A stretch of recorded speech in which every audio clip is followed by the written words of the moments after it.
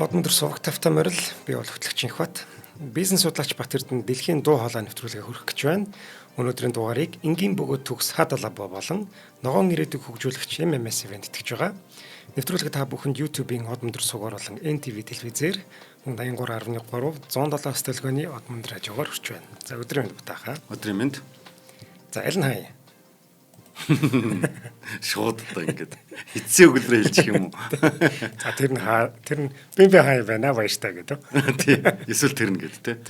Тэгээ энэ бол нөгөө өстө нэг мөнхийн сэдв гэдэг шиг те. Залуус бидний одоо өсвөр наснаас ахвалал тэрэн сайн гэдэг маргаангүй төгсгөлгүй маргадаг сэдв. Тэгэхээр энэ сэдвийг барьж явахад мэдээж нөгөө хүн болгоны мэддэг сэдв чинь бас айгүй өргөн цар хүрээ те. Бэлтгэд хэцүү байлаа олон хоног бодлоо те. Тэгээд эндээс илүү сонирхолтой машин гэдэг машиных нь марк гэхслүүтэйгээр хэд хэдэн нөгөө юм таавар асуултуудыг хариулахаар бас хичээлээ. Тэгээ он цагийн хувьд ч гэсэн маш сонирхолтой байлаа. Тэр утгаараа нэгдүгээр, хоёрдугаар болохоор энэ Mercedes-Benz өөрөө том сэдв. BMW-ийн бас өөрөө том сэдв учраас цуврал хоёруулгаад салгаж үзэгчдэд танилцуулахаар шийдсэн байгаа. За жишээлбэл за одоо ер нь ингээд дефолт ингээд стандарт өгүүлбэрээр эхлэх юм бол BMW компани сайт руу Mercedes-Benz компани сайт руу орох юм бол 1926 онд Карл Бензин байгуулсан Benz and C болон Daimler Motors компанийн DMC нар нэгдснээр бидний мэдих Mercedes-Benz компани мэдлжээ гэдэг ингээд дефолт ихний өгүүлбэр ээж байгаа. Тэгээ биднээс ингээд ярьдаг штэ ярьж итэл Daimler компани бензин юу юм те Daimler гэдэг нь яг юу юм те одоогийн Dodge Moj гэдэг машин хийдэг гэсэн те тэднээс нь юу юм Mercedes гэдэг нь өөрөө хаанаас гаад ирсэн юу нэг юм. За жишээлбэл одоо ингээд нэг намайг баах түүх ярьдаг гэсэн юм да. Бензин ингээд охиноо осолд ороод өнгөрчхөөр нь өстой нэр онголтдгүй машин хийн гээд охиныхаа Mercedes гэдэг нэрийг өгсөн тэр гэл нэг домог ярианууд яваал те гэдэг. Тэгээ яг тийм юм муугүй юу гэдэг асуултыг би өнөөдөр албаар тайлмаар санагдаад байхгүй. Дээр нь энэ олон компанид хоорондоо 100 жилийн дотор ч нааш цаашаа зөндөө болцгооцсон те. Бүр сонирхолтой нь. Биднээс Mercedes-Benz компани тухай яриад гэж бодож байна уу гэж асууж байгаа байхгүй. Тэгвэл энэ Mercedes-Benz гэдэг компани нэрээ 2020 онд л Mercedes-Benz гэдэг компани бий болсон байхгүй. Тийм үү. 2022 онд. Одоогоос 3 жилийн өмнө. За. Бидэд одоо Mercedes-Benz гэж компани цаана байгаагаа бодоо яваад байдаг шүү дээ. BMW компани, Mercedes-Benz компани гэдээ яваад байгаа шүү дээ. Тэгэхээр тийм биш юм байна. Тэгэхээр бүр ийм холилдсон, сүлэлдсэн бөө эдэр байгаа. Тэрийг би нэлээд дэдгүрүүлж ярихаар явлаа. Дээр нь болохоор одоо бидус Ford-ийн чинь анхны машин ингэсэн гээл бодож итэл хамгийн анхны машин бүтээсэн хүн бол Benz. За тэгэнгүүт хамгийн анхны мотор бүтээсэн хүн Daimler. Гэт ингээд тэнгүү дахиад асуулт гарчиж байгаа байхгүй. Гэхдээ машин бүтээчээд байхад нь дотроо моторгүй машин бүтээсэн байв биш үү? Тэгвэл бензин машина бүтээсэн бол дотроо мотортой байсан байж таараш тааж гэдэг юм уу те. За ингээд энэ болох нэг сонирхолтой байна те. За энийг юу болох явчих. Тий. Хамгийн анхны дотоод шаталт хөдөлгүүр гэвэл түр мотор гэдэг байгаа биднээс яриад байгаа. Дотоод шаталт хөдөлгүүр 1885 онд анх бүтээгдсэн юм байна. 1885 онд. За тэгвэл энэ моторын чинь энэ хоёр зэрэг бүтээсэн. Зэрэг нэг онд патент авсан байхгүй. Хоёр талд. Benz болон Daimler хоёр. Тэгвэл яагаад Daimler-ыг нь моторын эцэг, мотор бүтээгч гэж нэрлээд бензин мотор дээр байхгүй болчихваа. За энэ асуултанд хариулъя. Мотор буюу дотоод бидний ойлгодог auto-cycle буюу дотоод шаталт хөдөлгүүрийн онолыг буюу одоо юуг нь Otto Николас Огст Отто гэж хүн анх 1876 онд 9 энэ хоёрыг моторын патент авахаас 9 жилийн өмнө анх бүтээжээ. За дотоод шаталт хөдөлгүүрүүд нь стандарт нь сорох шат буюу оруулах агаарыг шатах цилинд нөгөө шатхуунтай хамт цилинд оруулдаг.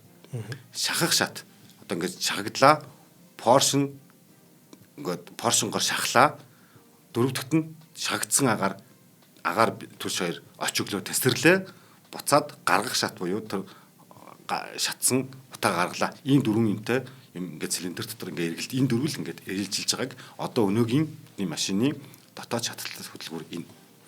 За тэгвэл энэ үед яасан гэхээр Daimler гэж хүн, Maybach гэж хүн хоёр Ottoгийн саяны лабораторид ажиллаж исэн хүмүүс байгаа. 1876 онд энэ анхны дөрвөн шаталт хөдөлгүүр хийсэн байна шүү дээ. Яг энэс болохоор 1870 оноос эхлэн энэ Gottlieb Daimler, Wilhelm Maybach хоёр Николас Оттогийн компанид лабораторид ажиллаж исэн хоёр хүн байгаа юм байна. За тэгээд энэ Оттогийн ихтэй дотоод шаталт хөдөлгүүр гэдэг нь одоо та биднээс сайн төсөөлсөн бидний машины хэмжээний мотор биш шүү. Бүр маш том. Бүр амбар шиг томтэй. Тэгээд ажиллаж исэн бөгөөд энэ нь илүү нөгөө одоо юу гэдгийг хүнд үйлдвэрийн зорилттой ажиллаж исэн мотор. А тэгвэл энд ажиллаж исэн хоёр Daimler Maybach гэж хоёр хүн илүү жижигхэн хөнгөн явдаг. Тэр чинь айгүй том болохоор ингээд дөргөн жижиг их байгаа. Өглөө тийм хадаж байдаг ийм үйлдвэрийн юг илүү тээврийн хэрэгсэл зориулъя гэж анх гаргаж ирсэн байгаа. Ингээд 1883-аас 1885 он хүртэл 3 жилийн туршид энэ мини хувилбар буюу Оттогийн дөрвөн шаталт хөдөлгүүрийн мини хувилбар гэж гаргаад 1885 онд анхны өндөр эргэлттэй дотоод шаталт хөдөлгүүр бүтээснийг бүртгүүлж ирсэн юм байна патентаар. За тэр нь болохоор Оттогийнх нэг 150 минутанд 150 иргэдэг хүчин чадалтай байсан бол Daimler Maybach хоёрыг 600 эргэлттэй, дөрөв дахин хурдан эргэлттэй тэгсэн бич маш жижигхэн. За маш жижигхэн болчихлоор одоо тухайн үед байсан морин тэрэгэн дээр байрлуулад одоо газраар явж гин. Дараа нь завинд байрлуулад усаар явж гин гэх мэтэр ингээд 85 онд бол анхны дугуун дээр турш үтсэн юм байна. Дараа нь 86 дараа жил нь завинд мотор зав хийж үтсэн юм байна. Дараа нь дугуун дээр болохгүй болохоор тэрэгэн дээр одоо морин тэрэгэн дээр 89 онд анх байрлуулжээ. За энэ утгаараа мотор гэдэг ангиллаараа зөвхөн мотороо фокуслаад хийсэн хоёр нь Daimler Maybach хоёр байхгүй. Тэгвэл энд бенз хаана явж байгаа яг энэ акшнд. Яг адилхан 75 0 175 морь нэг морины хүчгүй хүрэхгүй одоохондоо тухайн үедээ супер 954 сантиметр кубийн багтаамжтай машин мотортой машиныг 1885 онд бенз анх бас дахиад бүртгүүлсэн. Гэтэ бас л бүртгэхэд авчихсан. За энд одоо ялгаа нь гарч байгаа нь юу вэ гэвэл нөгөө хоёр мотор хэлсэн биз би таасан мотор. А бенз бол мотор хийгээд машин дугсардаг биш. Машин хийчээ дотроо мотортой. Одоо машинаас нь моторыг салгах боломжгүй. Бүр хамттай хамт ингээм моторын машин гэх юм уу да юу гэх юм те. Тийм үү. Моторын машин хийсэн байхгүй. Бенз болох, Карл Бенз болохоор. Тэр мотор чинь их биетэйгээ нэг юм биш үү те. Нэг гэсэн үг. Тэгэхээр энийг машин гэж үзэх юм уу? Явдаг мотор гэж үзэх юм уу болохоор. Тийм би. Одоо за монголчлаар хэлэх юм бол тийм яг явдаг мотор хийсэн гэсэн үг байхгүй. Карл Бенз болохоор. Тийм байна. Тийм. Тэгээд дугаа муугата бүх юм ингээд нэг цул. Алийг ч тусад нь авч бүртгэж болохгүй. Тэгэнгүүт анхны машин зохион бүтээсэн чинь Бенз гэдэг алдрыг Бенз авчиж байгаа юм байна. Анхны машины эцэг. За тэгэхээр одоо нэг түрүү ярьж байна хөдөлгүүр одоо машины бүхээг те дугуй жолоодлого бүх юм нэг цул. Ингээ машин авчих. За ингээ хоёр талд биенээсээ энэ айгуу сонин биенээсээ хуулж муулсан энэ төр юм огт байхгүй. Яг зэрэг самсруугаа гарч ирж байгаа. Ёстой нэг түүхэн тохиолдол гэдэг шиг те. За тэгвэл энэ хүмүүс цаг хугацааны хувьд ингээ давхцаа яваад байж байгаад хизээдээ нийлчихв. А түрүүн би ярьсан шүү мотортой болохоор нөгөө Daimler болон Maybach гэж хоёр хүн яваад байгаа шүү дээ. Хоёр хүн яваад байгаа тий. За тэгэнгүүт 1800-аас 1890-ээс 1926 он хүртэл энэ хоёр юу болвоо гэдгийг түүхэн юмар нь ингээ бүр танилцуулахгүй бол саяныхрыг ярих айгу ойлгомжгүй болоод байгаа. За жишээлбэл энэ компанийн нэрний тухай ярьж байгаа. 1890 онд 85 онд мотороо хийсэн хоёр чинь Daimler мотор компани DMC гэж компани анх байгуулсан байгаа. Германаар болохоор Daimler мотор нь Gesellschaft гэж DMG. За ингээд нөгөө хоёр чинь мотороо компани байгуулчаад 10 жил болж байтал эндээс одоо бидний мэдих Mercedes гэж нэр гинт орж ирэн дундаас нь маш сонирхолтой. Эмил Желник гэж хүн. Энэ бол одоо зохион бүтээгч хүн ерөөсөй байгаагүй. За энэ хүн анх Mercedes гэж нэрийг санаачлаад одоо DMC-д Daimler-т машин захиалсан байгаа. За би ийм машин хийлгмээр байна. 30 ширхгийг хийлгмээр байна. Танахаар машин хийлгмээр байна. Гэхдээ нэр нь Mercedes гэж байна шүү. Гэдэг нь. За энэ хүн юу хүн болоо явчихва гэхээр нөгөө машин уралдаанд яадаг нөгөө машин захиалж хийлгээд цааш нь зарж байгаа байхгүй.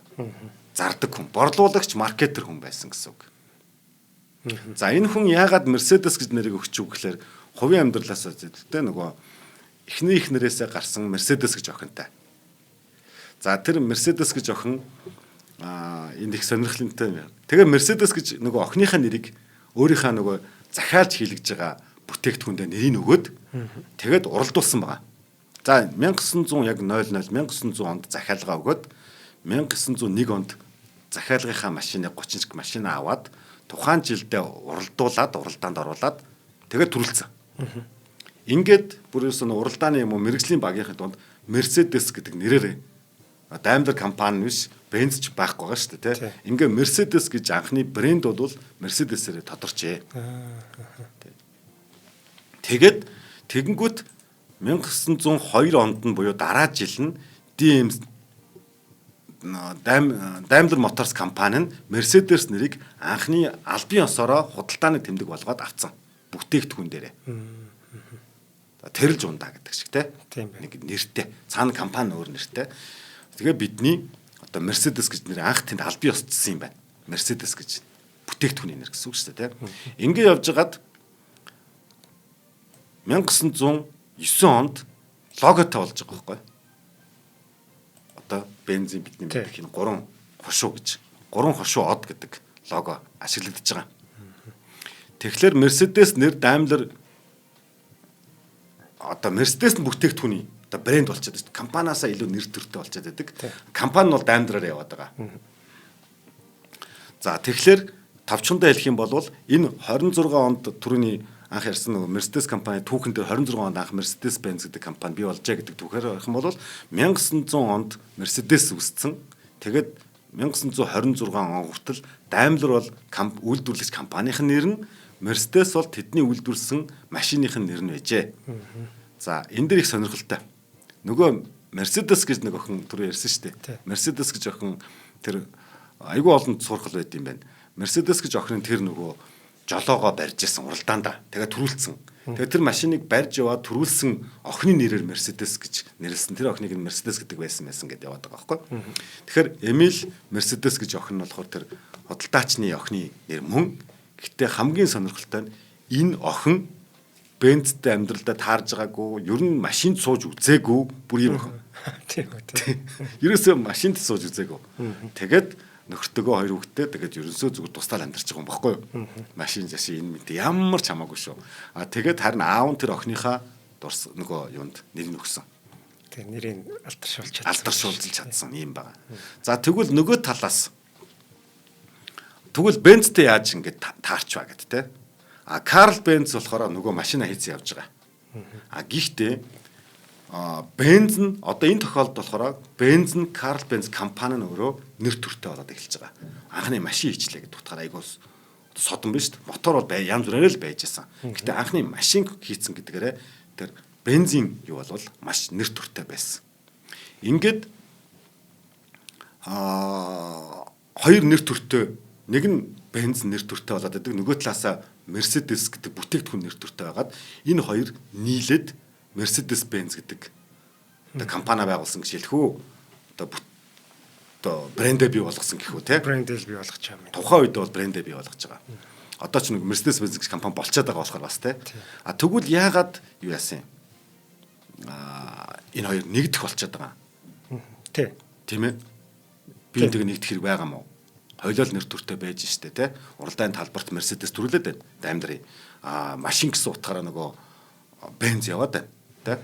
Тэгвэл яг энэ үед нөгөө нэгдүгээр дайны үед болохоор маш дайны үед чинь мэдээж одоо ингээд худалдаа авах чадвар мадар буурна те. Тэгээд энэ хоёулаа Европт юу яжсан. Цэргийн машиныг захиалаа авах төдийд лам зоогоож ирсэн юм байна л да. Тэгсэн яг тэр үеэр нь одоо Европ дайм болоод байгаа болохоор Америкт чинь Ford гарч ирсэн явж байгаа шүү дээ. Тэнгүүд Ford-ын зах зээл Европ руу ороод ирсэн. Тэнгүүд Европчууд одоо нэг эго гэд нэрлэх үү яг уу амбиц гэд нэрлэх үү те. Ерөөсөө өөрсдийнхээ нэг авч үлдэхгүй бол гадны зах зээл шахагдах нэ гэсэн яг энэ нэгдэл. Тэгээ энэ нэгдлийг болохоор юу гэж хэлсэн гэхээр тухайн үедээ байсан вант улсууд нэгдэж хаант улсыг бий болгосон гэж тэмдэглэгдсэн байт юм байна. Тэгэхээр юу гэдгийг вангууд нэгдээд хаан болжээ гэж анхны хааны тэтмийн тухай очиж байгаа шүү.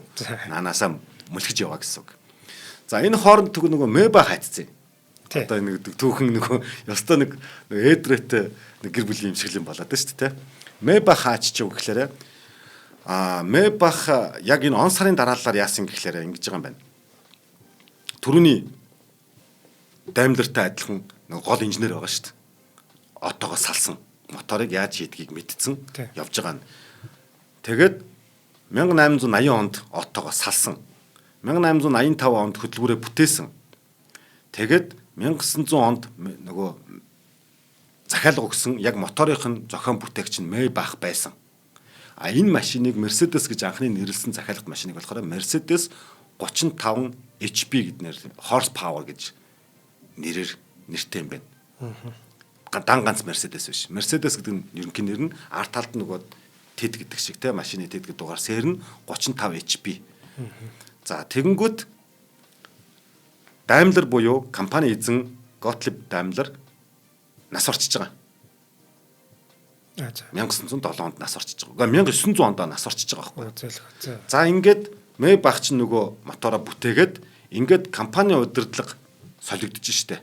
Ингээд 1907 онд нөгөө найз өөрөөс нь ахал да. Найз хамтран зохион бүтээгч инженер нас орсноор компани бүтцэл өөрчлөлт ороод Мэйбах ерөнхийдөө нөгөө компаниасаа халагдаж байгаа. Хөгдөж байгаа.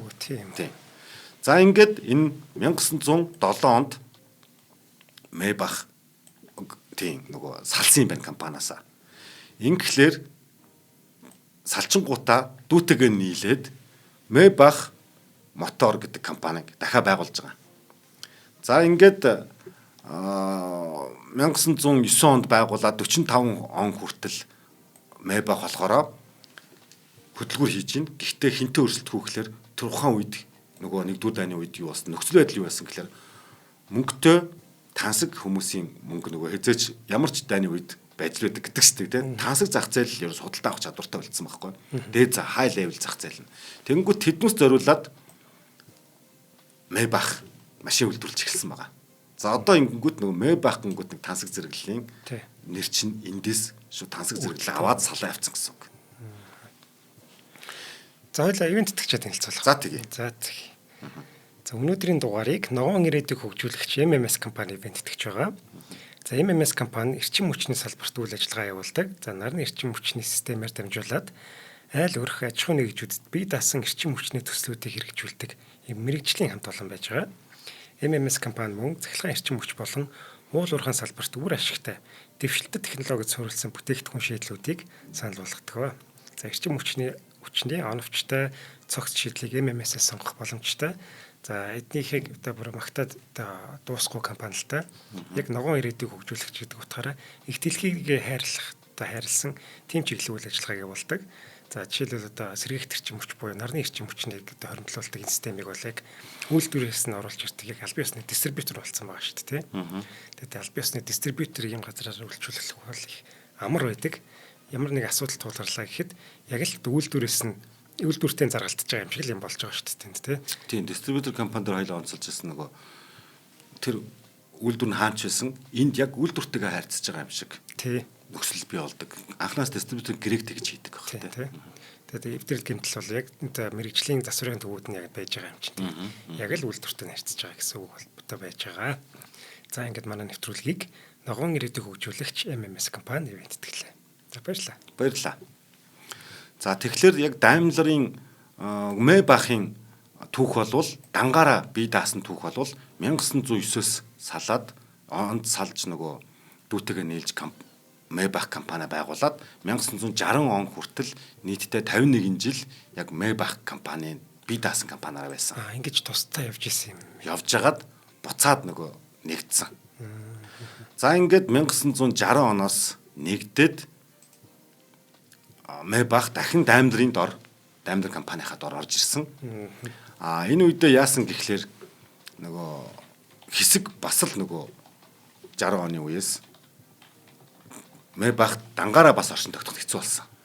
За энэ дээр цаана нэг юм явагдаад байгаа шүү. За энэ Chrysler-ийн дараа яриа. Яг тэр дүнэлтэн тэрэн дээр их зүгээр тохирох юм байна. Daimler Maybach-ыг авах болсон бас нэг шалтгаан нь юу вэ гэвэл тухайн үед Maybach ч нөгөө том тансаг жинхтэй гэдэг машин дээр төвлөрж исэн учраас тухайн үедээ дизель хөдөлгөөртэй машинуудад хийгээд эхэлсэн байсан. Ялангуяа 45 оны үед нөгөө дайны цэргийн зориулттайгаар одоо энэ наци буюу Гитлерийн одоо цэргийн бүх хангамжийг хийгээд эхэлчихэж байгаа байхгүй юу. Тэнгүү том мотор, хүчтэй мотор гэдэг юм руу орж байгаа. Тэгэхээр дизель хөдөлгөөрийн технологи нэг нэлээд хүчээр нөгөө дайны үед ч янз бүрийн технологиуд хурдтай өгждөг шүү дээ. Яг энэгээр орж ирсэн. Тэгээд Daimler авсан ба тэгээд Maybach-ын нэрийг Maybach 57, Maybach 62 гэдэг тусдаа загваруудыг гаргасан. Гэхдээ загварыг гаргахдаа Mercedes-ийн доор оруулж ирсэн. Нэгж болгож оруулж ирсэн. Тухайн үед яагаад ингэж оруулж ирж байна гэхэл хамгийн том зорилго нь Английн Rolls-Royce, Bentley энтертэй өрсөлдөх зорилготой болж эхэлсэн. Яг бол яалтчгүй зах зээл маань нөгөө нийтийн хэрэглээний болон тусгай тансаг хэрэглээний гэдэг загвар руу 60 оноос хойш нөгөө нийгэм салаад хэрэгцээнүүд нөр болоод ирсэн. За ингээд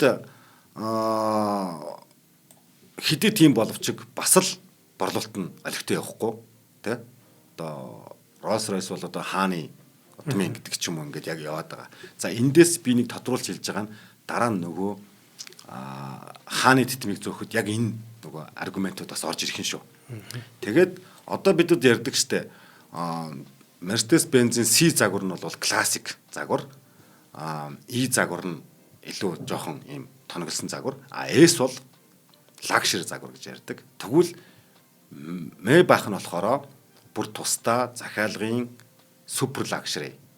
За супер luxury тохиолдолд яадаг вэ гэхлээр үн байдаггүй болж эхэлнэ. Одоо жишээлбэл эхний загварууд дээр манайх нэг үн тавилаа шүү дээ.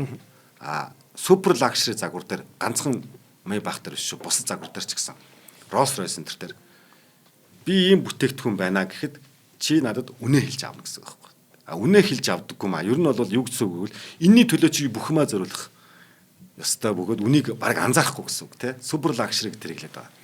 Тэгэхээр манад одоо Maybach оноо явж байгаа хүмүүс супер luxury унж шүү тий. Үн мөн нэх мэдэхгүй шүү л гэсэн үг тий. Яг тэрийг мөн үү? Яг тэрийг барьж ийн үү? Бусдыг дараацсан юм шүү дээ. За, ингэнгүүт нэгдсэн энэ хооронд 98-аас 2007 оны үед нийтдээ 9 жил дахиад нөгөө Daimler чинь Chrysler-тай тэр нэгтгэжээ.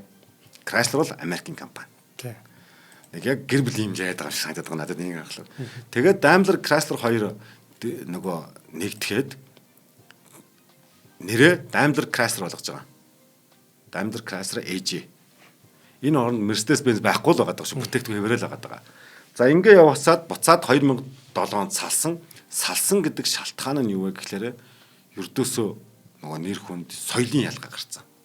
Америкууд хит задгаа одоо юу гэдгийг те нөгөө нэр төрөө биш нөгөө одоо орчин цагийн юмыг аюух дагаад байсан. Гэтэл Daimler болохоор нөгөө уламжлал нөгөө лорд морд гэдэг шиг те ингээд тэр бүр ингээд философийн зөрчилдөд салсан. Дараа нь 1912-оос 22 он Maybach-ыг аваад одоо Maybach болсон Benz байгаа, Daimler байгаа те. Одоо одоо яг нэг хооронд ч толгой нэрчлээ шүү дээ. Хин хиний юу нүүлээгээ бүр сүлэлдээд те. Ингээд Maybach гэдэг тусдаа брендийг бүр болоод бүр нэрийг байхгүй болгоод 2015 оноос Mercedes Maybach одоо Mercedes S Mercedes Benz S class, C class, E class гэж явж ирсэн болвол Mercedes Maybach гэдэг англи болгоо явуулсан. 15 оноос. За бүр толгой ирэх. Буюу саб брэнд болгож байгаа. За мэдээж нэг Mercedes сонирхож байгаа хүмүүс үзэж байгаа болохоор бол гайгүй байх гэж бодоод байгаа. Би одоо бас амхандаа л удаа яриад байгаа ш тайлбарлах гээд. За жишээлбэл одоо бол ямар нэртэй болсон бэ гэхээр Mercedes Maybach S class гэдэг загвар. Дараад нь Mercedes Maybach GLS 600 гэдэг загварууд яваад байгаа хгүй. Өмнө нь бол Mercedes-гүйгээр Maybach гэдэг шууд нэртэй яваад байсан. Тийм ээ. Бүтээгдэхүүн хүүхдүүдийнх нь нэр яваад нэг удмын модал зураад байгаа юм шиг юм болоод байгаа шүү те болж байгааз. Тэгээ энийг болохоор бүр тансаг дээд чатны гэж ангилаад нөгөө юутайгаа BMW-тэй гэж иших юм болвол BMW-гийн яг энэ супер хай класс нь болохоор Rolls-Royce байхгүй юу? Rolls-Royce шиг худлаад авцсан BMW те. Тэгэхээр яг энэтэй дүүцэж байгаа гэсэн үг. За одоо энэ хүмүүс нь хоорондоо уралддаг статистикаараа бас өөр хэдэм байна. Жишээлбэл Maybach-ыг амжилттай яваа компани Sionor ундаг. Хөвчлээ. Rolls-Royce-ыг хэн ундаг вэ гэхээр амжилттай явсан компани анхны үүсгэн байгуулагч буюу эзэд нь ундаг. Гэт тэгээ хоорондоо би одоо энэ дээр нэг асуулт тавиад аргачих. Аль нь энэ хоёрын том нь вэ гэж байхгүй тэ асуулт нь. Одоо яг амжилттай яваа ухаан нь эд яваа компани авч яваа Sio хүчтэй гэж үзэх үү? Энэ компани арталд нас нь харьцан гэхдээ эзэн хүчтэй юу? Аль нь вэ? гэж байгаа юм шиг айгуу сайн асуулт тийм. За энэ бол таяг толох хэрэг байсан юм. Үгүй энэ угаасаа тийм жишээ тийм билээ. Тэгээд за тэгвэл одоо 2022 оноос нэвтрүүлгийнхэнд хэлсэн Daimler AG гэж компаниг бүр халаад Mercedes Benz Group AG гэдэг нэртэйгээр одоо бол энэ компани ажиллаж байгаа юм байна. Бүр халтсан шүү те. Гэхдээ Daimler Truck буюу хүнд нөгөө машин, ачааны машин жишнээр бол Daimler Truck гэж хэсэг явсан. Тэгээд ер нь тэр нь олигтой биш. Дахиад бензээр л аваад байгаа. Ягаад гэвэл хүний нөгөө бидэд өмнөх нэвтрүүлгээр хэлсэн брэнд буюу сэтгэлжүү үлдээд байгаа нэг үл Mercedes нь үлдээд байгаа байхгүй банк бензин үлдээд байгаа байхгүй бензин машин гэхлээр илүү хүмүүс таниад байгаа. Цаана ямар компани байх нь хамаагүй те. За тэгэхээр саяны энэ мэдээ одоо нэг зэгслээд нэрийн ховслын шугамаа нэг дурдайтах тийх үү. 1890 онд Daimler Motor Gesellschaft буюу Daimler Motor компани анх байгуулагджээ. Харин брендийн нэр нь Mercedes байжээ. Тэр чинь Mercedes чинь 1900 онд өгсөн нэр. 1900 тийм 1900 онд захиалгаагүй. Олон нийтийн хүртэл болсон 1901. Олон нийтийн хүртэл бас болоогүй шүү. Тэр нь уралдаанд танилцуулагдсан л ганц уралдсан. Дараа нь яг энэ дараа нь биш. Яг энэ үедээ давхцаад 1883 онд Benz компани байгуулагдаад бүтээгдэхүүнийх нэр нь Benz байсан. Дараа нь 1926 онд энэ хоёр нэгдээд компани нь Daimler Benz болоод бүтээгдэхүүн нь Mercedes Benz болсон байна. Дараа нь 60 онд Daimler Benz нь хэвэндээ харин Maybach-ыг худалдаж аваад Daimler Benz нь Mercedes Benz гэж нэг үйлдвэртэй, Maybach-ыг үйлдвэрлэдэг нэг үйлдвэртэй байжээ. Дараа нь 1998 онд Америкийн Chrysler компанитай нэгдээд Daimler Chrysler гэж компанийнхаа нэрийг солисон боловч бүтээгдэхүүн Mercedes Benz-ээр л байсан. 2007 онд Chrysler-аас салангуудаа Daimler гэж ганцхан нэртэй үлдээд бүтээгдэхүүн Mercedes Benz л байсан. 15 онд Daimler компани нь Mercedes Benz-ийг Mercedes Maybach гэж Benz хасаад Maybach гэдэг болгож эхэлсэн. За. Одоо Mercedes Benz Group гэж бүр компани нэрлээд бүтээгдэхүүн нь Mercedes Benz хэвэндээ ангиллал нь Maybach, AMG, EQ тэ гэдгээр ангиллаар оржээ. За юм болсон шүү. Одоо жоохон нэг учиртай болов те. Тэглээ. За тэгэхээр юу гэсэн үг гэвэл эндээс нэг дүгнэлт гарч илээ. Энэ олонд одоо 100 гаруй жил болчлаа штэ. Яг үүснээсээ баах юм бол 140 жил болчиход байгаа. Компани нэрээрээ болохоор компани байгуулагдсан мөчөр болохоор 99 жил болчиход байгаа. Яг Mercedes нэрээрээ 3 жил болж байна. Гэхдээ бүтээгдэхүүн буюу бидний нөгөө маш хүндэлдэг компани нэр явах нь хамаагүй. Захирлууд хідэн ч үе солигдсон байж хамаагүй. Бид хэд Хүмүүний тойнд орсон итгэл найдвар буюу тэр брендийг бүтээх. Хүний ой дурсамж бүтээх зүйл чинь өөрөө энэ Mercedes-Benz нь байсан учраас одоо 100 энэ чинь хэдийн 12 жилийн дараа 120 биш 32 жилийн дараа Mercedes-Benz болгож одоо лого нь хүчтэй болж ялж штэ тий. Энэ өөрөө цаанаа энэ маш том өгүүлэмжийг өгүүлж байгаа шүү гэж. За энэ дэр болсон чи одоо нөгөө 3 сумтай лого. За энэс өмнө рекламыг танилцуулж байгаа. Өөр бүлэг эхэлж байгаа учраас тий. За өнөөдрийн дугаарыг маань энгийн бөгөөд төгс Hada Labo ивэнтгч байна. За Roto компани Hada Labo чигшүүлэх арьс арчилгааны бүтээгдэхүүн байж байгаа. За арьсан чигшүүлэх гол үүрэг бүхий 4 төрлийн хилорооны хүчил агуулсан. За энэ нь арьсны өнгөн хэсэг болон арьсны эпидерм давхаргын гүнд хүртэл хүрч чигшлийг өгдөг гэнэ. Юу яадаг юм бэ? Ер нь чигшүүлэх бүтээгдэхүүнүүдийг түрхчихээр жоохон байж байгаа л ууршаад тэг буцаад хуурашаад эхэлтийн гинэ. Энэ Hada Labo их болохоор бүр тэр цаад гүн рүү нь очиж чигшлөөгөөд тэгэнгүүтээ хамгаалцдаг юм байна. Ууршуулахгүйгээр. Тэгэхээр байнга ингээл чихтэй байгаад гэсэн үг юм бэл. Тэгэд энэгээр их онцлогтой их чанартай юм бүтээгдэхүүн гэдэг.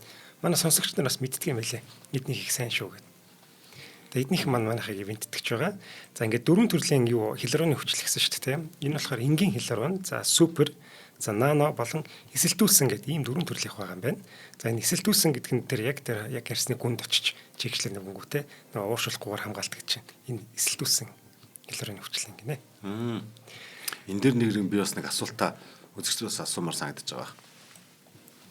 Арьсны чинь одоо нөгөө нэвчшил гэж байгаа шүү дээ.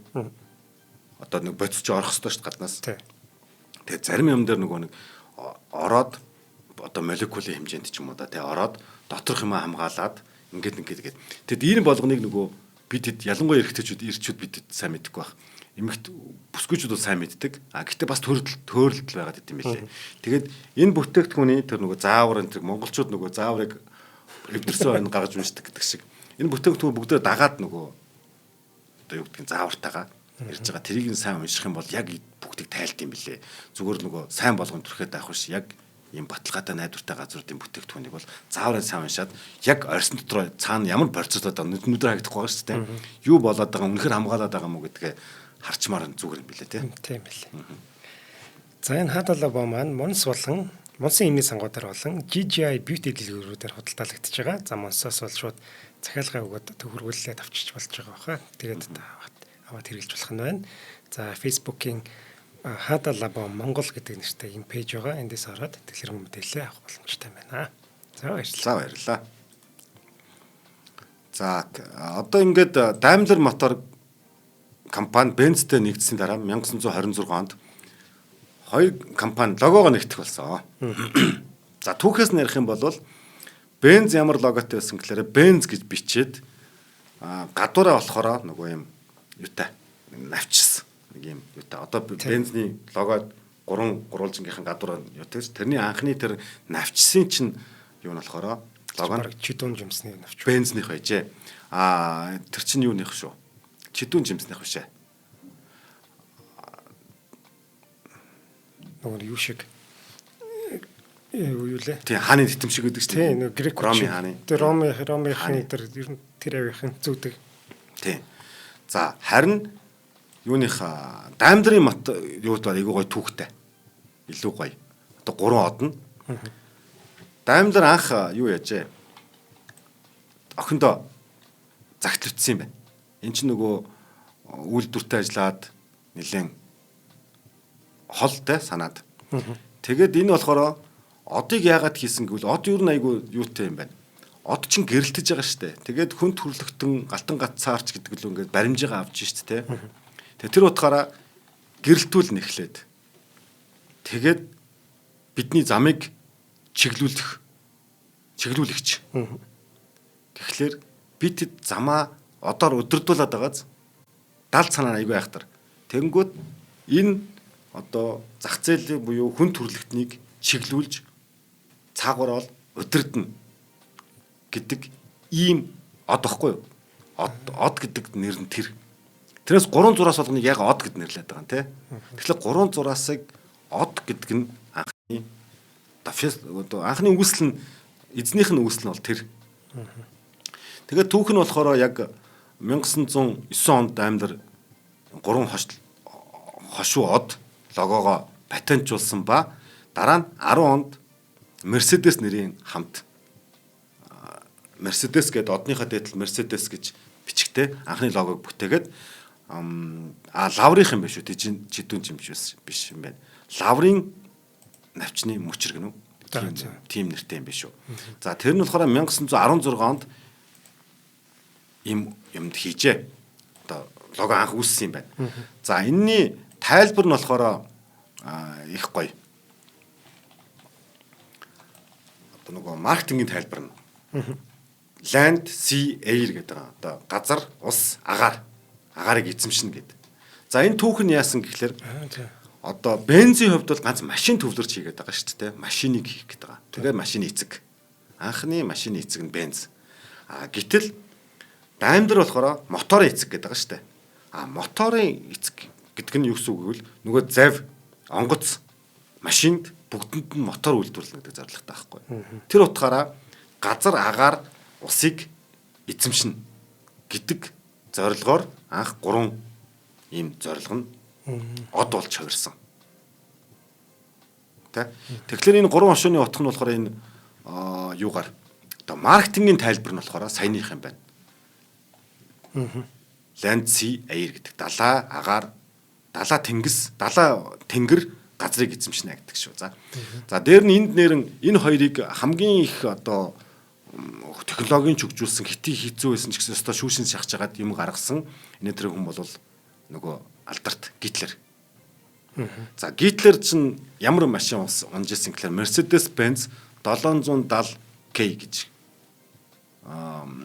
машин унжсэн юм байна. Энийг болохоор Том Benz гэд нэрлэдэг юм байна. Одоо манайх ч нөгөө нэг бандгар Benz гэд нэрлэдэг шүү дээ. Тэрнтэй адилхан Chrysler Mercedes гэдэг юм хочтой англи марк нь болохоор Mercedes-Benz 770K гэдэг машин унд юм байна. Унжсэн юм байна. За энэ болохоор бидний нөгөө алдарт нөгөө 45 оны дайнтай кинон дээр гардаг нөгөө айгуу гоё машин гэдэг шүү дээ. Одоо дээдл нь онгорхоо нэг герман офицеруудын бүр нэг гангарааны бүр нэг тий. Үнэхээр гоё. За тийм Benz унжсэн байна. Сонирхлоо дундуур нь хэлэхэд. За тэгэхээр одоо эндээсээ одоо дараагийн BMW-тэйг холбох гүрээ тавья. Цаг дуусч байна. Хэн хаан бай гэдэг юм. Тий. Хааны эзэмийг хэн зүүсэн бэ гэж. Тэгэхээр энэ болохоор юу гэж хэлээд нэгэвэл хоёулаа хаан гэж хэлэх гэдэг. Хоёулаа хаан. Гэтэ хоёр хаан байд юм уу? Гэж те. Нэг тэнгэрийн дор хоёр хаан байд юм уу гэж. Тэгэхээр хэрв хүний үзэл бодлоос шалтгаалж байгаа. Хэрв чи төгс төгөлдөр одоо эмх цэгц те. Одоо бүх юм ингээл байх ёстой л бол байх ёстой. Яг л юм байх ёстой. Бүр ямар дутуу юмгүй инженерийн төгс шийдлийг зөв гэж үздэг бол Mercedes-Benz хаан. Харин хүн яг ийм хэд ийм байхгүйгээр сэтгэл хөдлөл дураараа яадгийн өстой нэг жолоогоо яач маш гисэн яадгийн тухайн үеийн сэтгэл хөдлөлөөр би хандаж болно те гэдэг ч юм уу нэг сэтгэл хөдлөл жолоодлогын ирч хүч би машиныг жолоодод байгаа юм машин намайг жолоодод байгаа юм уу гэдэг одоо өөр нэг те одоо тэр утгаараа хэрв чи тэр байдлыг гэх юм уу зөв гэж үздэг бол BMW хаан. За энэ айгүй олон бүр философиор батлагдаж байгаа тийм.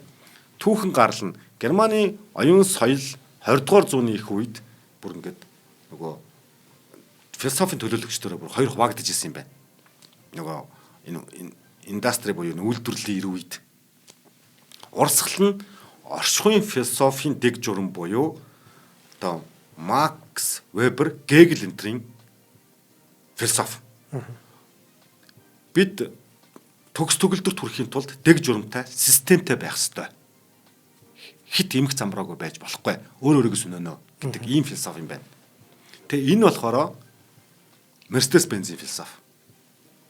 Бид дур дураараа машина регулээд авч болохгүй.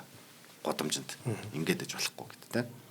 Дараагийнх нь Нише, Хайдеггер нарын төлөөлөл бүхий философи нь амьдралын философи буюу туршлага мэдрэмж биднээс хүн байж яагаад тийм байх ёстой гэдэг урсгал ирч хүйж мэдрэмж жолоодлогын таашаал чи өөрөө машиндаа жолоодогдож байгаа биш. Чи машинаа жолоодож байгаа үстэй гэдэг философийн төлөөлөл нь BMW. Яг философи талаасаа. За тэгвэл инженерингийн суурь нь болохоор юу гэж үзэж ийн гэхлээрэ яг энэ философоор дагаад инженерч яваад гэж байгаа шүү дээ. Нөгөө байгууллагын соёл гэдэг утгаараа итгэлтэй, найдвартай чи машин төлөө төрөөгүй харин машин чиний амьдралд хэрэг болоод итгэл төгс байх ёстой. Төгс төгөлдөр байдлыг илэрхийлэх буюу анхны Карл Бензийн машина бүтээж ирсэн үеийн философи нь болохоор энэ бензин яг саяны итгэл төгс байх хэвээр чамаг чи өөрөө тэртээ дургу бахархал. Чи тэр мэдрэмжийг заавал машинаас авах албагүй. Гэхдээ чиний тэр бахархал буюу чиний итгэл төгс бүх мэдрэмжийг чинь машин харин илүү тус дэмжиж болж байгаа гэдэг философи нь бол инженерийн философи нь Mercedes-Benz гэдэг юм байна. Нөгөө эсрэг чих нь хаашаа. BMW болохоор таны тэр эрч хүч хөдөлгөөн бүрий чинь BMW бий болгоно гэж байгаа. Тэгэхээр түрүүчийн философи шиг одоо нөгөө хүн яагаад ийм эмхт эрхтэй байж гэж үгүй штэ гэдэг эрхчлөө шиг ийм байдлыг нь BMW жолоодод байгаа нь зөв юм уу гэдэг маргаан байгаа юм байна. Чамд эрхчлөөг өгнө гिचээд чиний эрхчлөөг чинь BMW бий болгоод байгаа нь зөв юм уу гэж Mercedes-Benz-ийн маргад юм л та. Би бол төртөө дөрвөг хэрэглэгчээ эрхчлөөтэй хангалттай чадвартай лаг гэж боддог. Тэрэнд нь би тусалж байгаа гэж Benz яриад харин чи бол эсрэгээр хүнд эрхчлөө таашаал мэдрэмжийг өгч чинь гэж хэлчихэд хамаг юм ин өөрөө өдөрдөд байгаа юм шиг алдуур гэж ингэж маргалддаг юм байна. Тэгэхээр энэ маргаан ерөөсөө эцэл төгсдөггүй байх нь аргагүй. Ягаад гэвэл хизээч талигдахгүй хоёр философийн урсгал дээр дөрөөлцсөн хоёр компани инженерүүд нь жагтар соёлоор хийж байгаа учраас бидэд энийг тэр нь хаан энэ хаан гэх нь угаасаа утгагүй зохимжгүй байна гэдэг.